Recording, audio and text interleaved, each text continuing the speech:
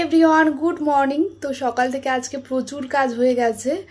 তো এখন ঘড়িতে বাজে ওই 11:30টার মতো। জাস্ট রান্নাটা কমপ্লিট করে এলাম। আর দেখো কেমন ঘেমে গেছি, প্রচণ্ড গরম আজকে, আর বাইরে ভীষণ রৌদ্র উঠেছে। তো দেখে না আজকে অনেকগুলো কাজ করেছি, তবে সবগুলো তোমাদের সাথে শেয়ার করতে পারিনি। যতটুকু শেয়ার করেছি তোমরা দেখতেই পাবে। তো এখন আমার কাছে 8 ঘন্টার মতো সময় রয়েছে হাতে। এখন এই 11:30টার মতো বাজে। মামাকে যাবো হচ্ছে 12টার সময় আনতে। ভীষণ গরম লাগছে, এখন একটু ফ্যানের নিচে বসবো আর আমার যা এডিটের কাজগুলো আছে সেগুলো এখন করব। সকাল থেকে কি কি করলাম চলো সেটা একবার দেখে নাও, তারপরে কি করছি সেটা তোমাদের সাথে শেয়ার করছি। এখন ঘড়িতে বাজে ওই 8:30টার মতো। মাম্মা আজকে অনেক সকালবেলা উঠে গেছে। আমি যখন উঠেছি আমার সঙ্গেই ও উঠে গেছে, তবে ও আবার সোফাতে এসে ঘুমিয়ে পড়েছিল। তো সকালবেলা অনেক রকমের কাজ থাকে, মাম্মার খাবার বানানো, ওর টিফিন বানানো, বই খাতা গুছিয়ে দেওয়া ব্যাগে, তারপর তো ওকে ঘুম থেকে তুলে ব্রাশ করানো, এইসব কাজগুলো করতে করতে না প্রায় লেট হয়ে যায়।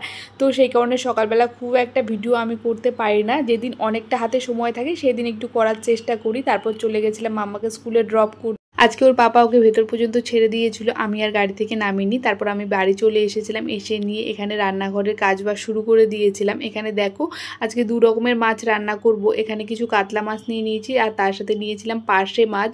তো কিছু সবজিও কেটে নিয়েছে। আগে হচ্ছে সবজিগুলো কেটে নিয়েছিলাম আর মাছগুলো তো ফ্রিজে ছিল, সেগুলোকে বের করে হচ্ছে জল দিয়ে রেখেছিলাম। বরফগুলো কাটতেও একটু টাইম লাগে, ততক্ষণে আমার হচ্ছে সবজিগুলো কাটা হয়ে গেছিলো।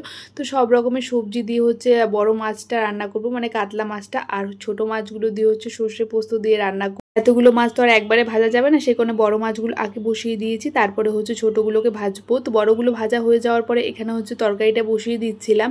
তো মাম্মা আসার আগে আমি মোটামুটি সবগুলো কাজ করে নেওয়ার চেষ্টা করি, মানে ঘরের যা কাজকর্ম থাকে, আমার নিজের যা কাজকর্ম থাকে, সব কিছু আমি করে নেওয়ার চেষ্টা করি। ওকে নিয়ে আসার পরে ওর পেছনেই আমার অনেকটা সময় দিতে হয়, কারণ ওকে নিয়ে আসা, স্নান করানো, খাওয়ানো, ঘুম পাড়ানো, ওইসব করতে করতে প্রায় 2:30 বেজে যায়। খাওয়াতে বসালেই তো আধা ঘন্টা, মানে মিনিমাম আধা ঘন্টা ধরে রাখতেই হবে।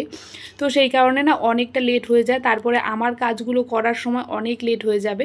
তো সেই কারণে আমি চেষ্টা করি যে ওকে স্কুলে দিয়ে আসার পরে অনেকটা তো সময় হাতে থাকে, তখন সব কাজগুলো করে নেওয়ার জন্য। তো ওইদিকে আমার মাছের ঝোলটা হয়ে গেছে। এবারে হচ্ছে পাশে মাছগুলোকে এখানে ভাজতে দিয়ে দিয়েছি। 2টো কড়াই বসিয়ে দিয়েছি দুপাশে, যাতে রান্নাটা একটু তাড়াতাড়ি হয়ে যায়। আর গরমের মধ্যে না এই রান্না করে বেশিক্ষণ থাকতে ভালোও লাগে না, যত তাড়াতাড়ি বেরোনো যায়। তো সেই কারণে আমি একটু তাড়াতাড়ি মানে রান্নাটা করার চেষ্টা করি। আর সকাল সকাল রান্নাটা করলে গরমটাও কম লাগে।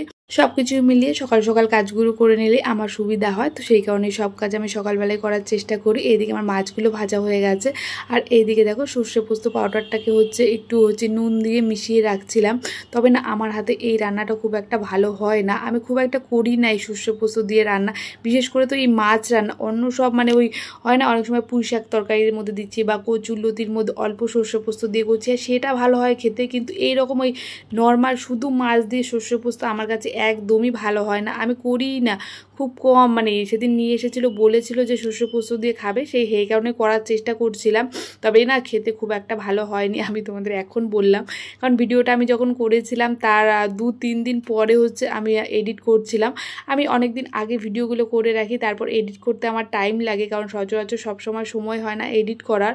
তো সেই কারণে হয়তো আমার মানে এক সপ্তাহের ভিডিও পরের সপ্তাহে গিয়ে হচ্ছে পোস্ট করছি, এমনও হয়।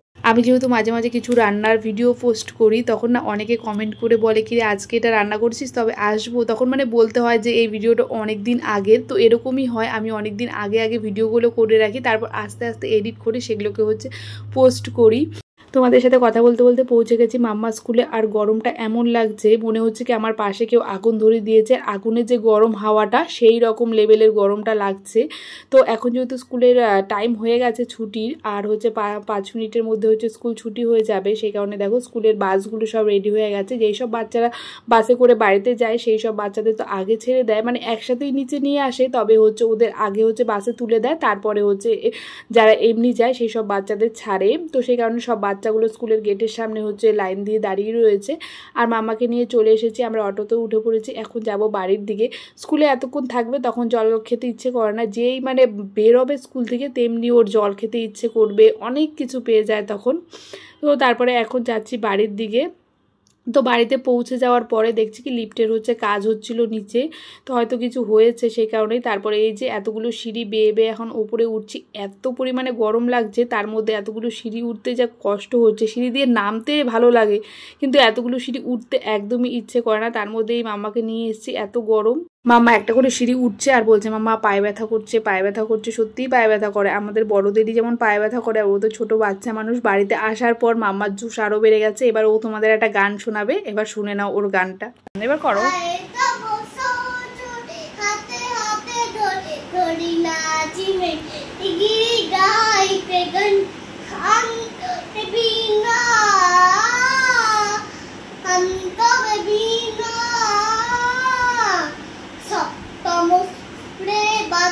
গানটা শেষ হওয়ার পরে এবার নিজেই অ্যালেক্সাতে গান চালিয়ে দিয়ে এবার কতক্ষণ নাচ করেছে সেটা তোমাদের সাথে আমি শেয়ার করিনি। তো চলো এখন যাই, মামাকে ফ্রেশ ট্রেশ করি, ওকে এখন স্নান করাবো, গরমে ঘেমে গেছে প্রচণ্ড। তো চলো আজকে ভিডিওটা আমি এখানে শেষ করছি। ভিডিওটা কেমন লাগলো অবশ্যই জানিও। টাটা।